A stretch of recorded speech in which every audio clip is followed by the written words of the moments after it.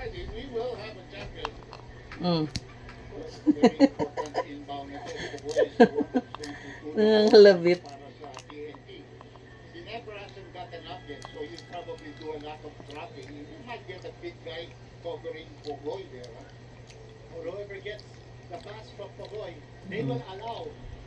Huwag mo kailangan yung pagkain ko. Ito yung sa'yo. And then they will foul whoever gets the ball. Well, if I were TNT, I'm going to go with Nakain ng mani. and RH. Oo. Ako naman, if I were in Hebra, I will allow Pokundin to get the ball. And then foul him. Nalaglag. It's not a bad free throw. There's the inbound. That's to be in. Paulus Jefferson. Nagabang ano kita na. O, ayan. Nice move. He turned right away to the basket. They covered it well. Iyan na nga sa'yo. Ito yung sa'yo. Oh, ito yung kay Miguel. Gave up the ball. I thought a 5-second violation meant the ball against them. Now these are two important. Chudor, hindi ka kasali.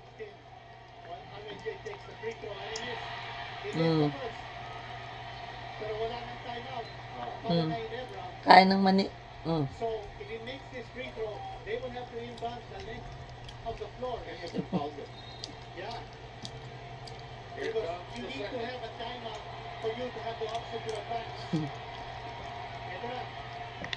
Takaw. Ito na.